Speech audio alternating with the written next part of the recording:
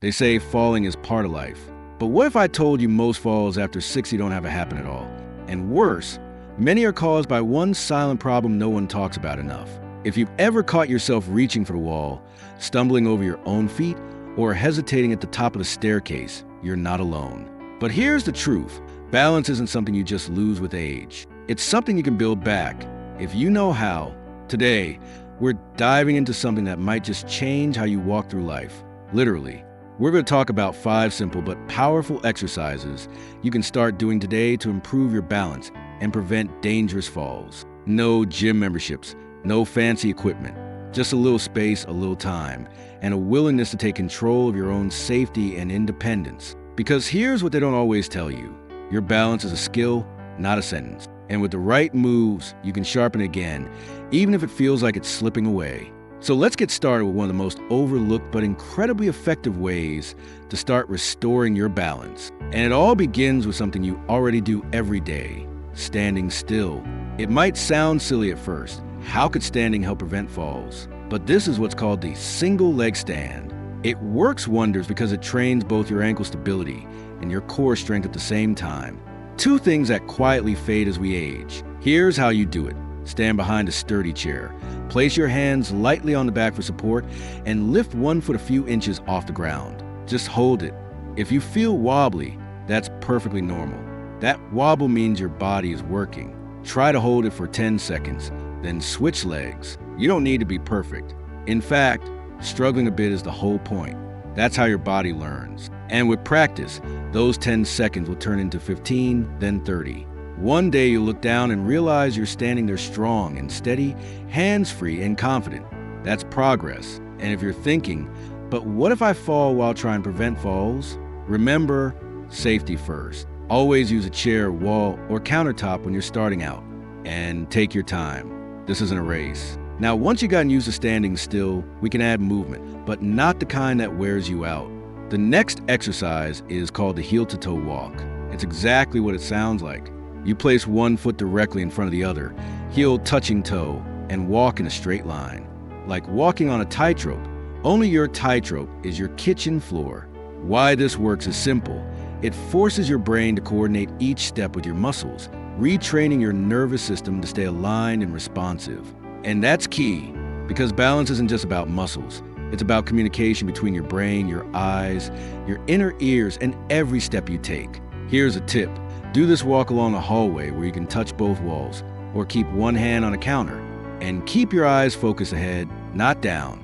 That helps your brain anticipate your movement, just like it does when you're navigating a sidewalk or a parking lot. Now I know what some of you may be thinking.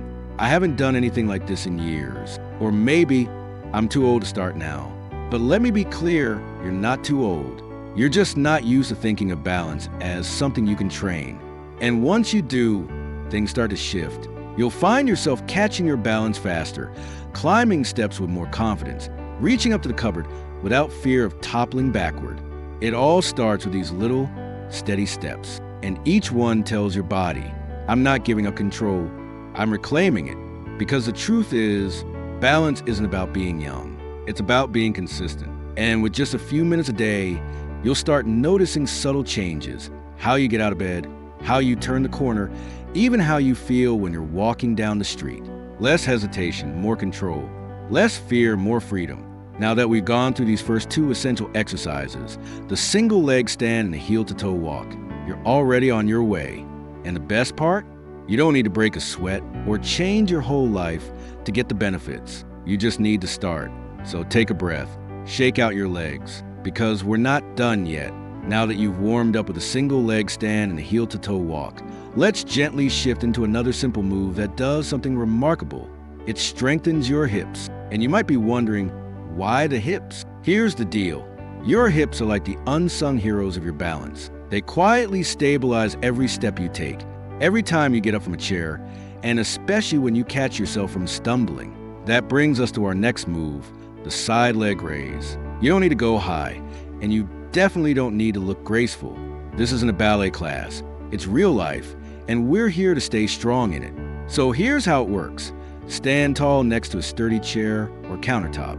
Lightly hold on with one hand, then slowly lift one leg straight out the side. Don't twist, don't lean. Just lift a few inches, then bring it back down. Slowly, deliberately. That controlled movement, that's where the magic happens. It builds strength in your glutes and hips, those muscles that quietly prevent you from tipping over. Try doing this 5 to 10 times per leg. If your leg feels shaky, that's okay. That's your muscles waking up and saying, "Oh, we're working again? Got it." The more you do it, the more stable you'll feel. And here's a bonus. These side raises can even help reduce back pain because they take pressure off your lower spine by evening out your muscle use. Now, let's move on to something you probably haven't thought about since childhood. Standing on your toes. Sounds almost too easy, right? But don't let the simplicity fool you. This is one of the best ways to strengthen your calves and ankles, areas that often get overlooked, but are essential for keeping you upright when things get a little wobbly. So give this a try. Stand behind your chair again, feet hip-width apart. Gently rise onto balls of your feet, lifting your heels an inch or two off the ground. Hold for a second, then lower back down slowly. Just like with the side leg raises, control is everything here. And don't rush it. Going up is the easy part. It's a slow return that builds that beautiful strength we're after. You can do this in the morning while you're waiting for your tea to brew, or in the evening while brushing your teeth. It doesn't need to be a production, just a few minutes, a few reps, a quiet commitment to taking better care of yourself. And if you're someone who's had a fall or is afraid of having one, I want to say this clearly. Fear is real, but it doesn't have to own you. Fear gets smaller when you do things like this. Every time you challenge your balance gently, safely, intentionally, you're reminding yourself that you're not helpless. You're capable. You're adapting. You're growing stronger. Now, let's talk about coordination. Balance isn't just about strength. It's also about timing, about rhythm. That's where our next movement comes in, the march in place. Again, no fancy setup needed. Just stand tall, lift one knee at a time as if you're marching to your favorite tune. You don't have to go fast. In fact, slower is better. It forces your body to stay in control. The trick here is to engage your core. Yes, we all have one, even if we haven't seen it in years. Tighten your stomach slightly as you lift each knee. That small engagement is what keeps your center of gravity in check. You're not just lifting your legs, you're training your entire body to stay aligned. And here's something I love about marching. It's functional. Think about how many times a day you lift your foot, getting out of bed, stepping into a shower, climbing stairs, getting into a car. This movement mimics real life. It helps your body practice the things you do every day without even thinking. And that's the whole point, isn't it? To move through life with less hesitation. To step into your kitchen, your garden, your front porch with ease, not fear. That's what these exercises are building. Not just muscles, but confidence. By now, you might be noticing a theme. We're not trying to become athletes. We're trying to become steadier humans. People who can enjoy their walks without gripping a railing. People who can bend down to tie a shoe without the fear of toppling over. People who can keep their independence because they've taken the time to invest in their own stability. And that investment, it pays dividends, not just in fewer falls, but in the simple joy of knowing you can move freely in your own body again. So take another breath, shake out those legs. If you need to sit for a moment, do it. There's no rush here, just steady progress, one foot in front of the other. It's funny how the little things, the ones that seem almost too simple to matter, are often the ones that end up changing everything. That's the beauty of these exercises. They're not flashy. They don't need music, mirrors, or motivation from a trainer yelling at you, but they work, and not because they're hard, but because they reconnect you with parts of yourself that age tries to silence. Now, let's move into something that brings everything together: strength, balance, coordination, and confidence. And it all starts in the ground up, literally. The fifth and final movement is something I call the sit to stand.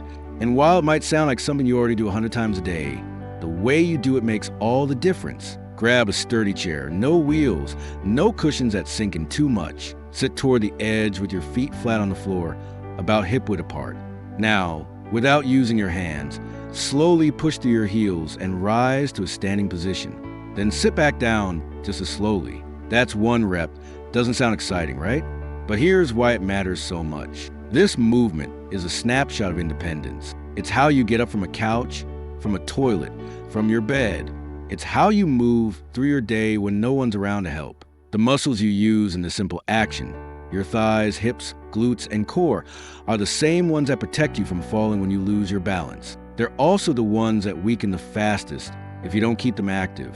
And don't worry if it feels tough at first. That's not a sign you're failing. That's a sign that you're working exactly where you need to. If you need to use your hands at first, that's okay. Just aim to rely on them less over time. You're not in a competition. You're in a conversation with your body, and you're slowly asking it to do a little more each day. One of the best things about this exercise is how easily it fits into your life. You can do it after breakfast, during a commercial break, while waiting for your soup to cool down. And over time, as it gets easier, you'll notice something beautiful.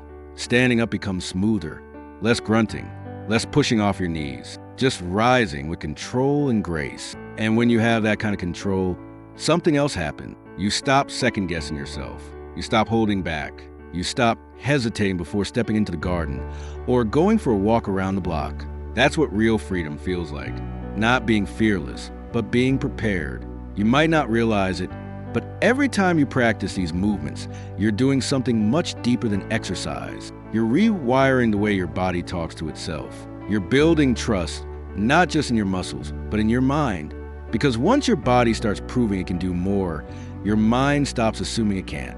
And that shift in thinking, that's powerful. That's the moment you stop living smaller out of caution and start living larger out of confidence. I've seen people who couldn't walk across their living room without holding on to furniture go from feeling fragile to feeling free. I've seen folks in their 70s and 80s beam with pride as they stood on one leg for the first time in years. Not because anyone made them, but because they finally believed they could.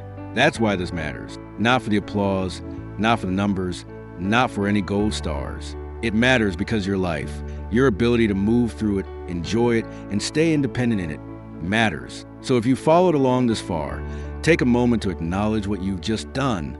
Seriously, you showed up for yourself. You move with intention. You challenge your balance, strengthen your legs, and told your body, we're still in this together. You're not just preventing a fall, you're planting the seeds of a stronger, steadier future. And every rep, every shaky second of effort is a step towards something bigger, the freedom to live the life you want without fear holding you back. You've done the hard part. You didn't just listen, you followed along, you practiced, and maybe, just maybe, you surprised yourself. Maybe your leg held longer than you thought. Maybe you stood taller during the toe lifts. Or maybe you simply sat a little more confidently, knowing that strength is building beneath the surface. Whatever your wins were today, big or small, they matter. They matter more than you know, because this isn't about perfection. It never was. It's about progress. Tiny, steady, quiet progress that adds up. The kind that no one claps for, but that gives you the power to do something as ordinary and as vital as walking down your hallway without a second thought, reaching into a cupboard without a wobble, getting up off the couch without feeling trapped by your own body. We've talked about 5 balance exercises, but really, we've been talking about reclaiming your freedom. Every time you lift a leg, shift your weight, rise from that chair, you're not just preventing a fall, you're telling your body, I'm still in charge. That's powerful. That's how you stay in motion. Stay independent. Stay you. Let's take a moment and just go over what you've really done here. You started with a single leg stand, building quiet strength and stillness. You walked heel to toe, retraining your body to move with intention. You strengthen your hips with side leg raises, those stabilizing muscles that quietly carry us through the day. You train your calves and ankles with toe lifts, giving your body the power to push off and catch itself. And finally, you ended with the sit to stand, the exercise that threads balance, strength, and confidence into one life-changing movement. And here's the thing, you didn't need a gym. You didn't need fancy clothes. You didn't even need a full hour, just a few minutes of commitment, a few moments of trying. That's it. Now, you might not feel like a different person yet, but your body already knows something's changing. Your muscles are waking up. Your balance is improving. Your brain is adapting. Give it time and give yourself credit.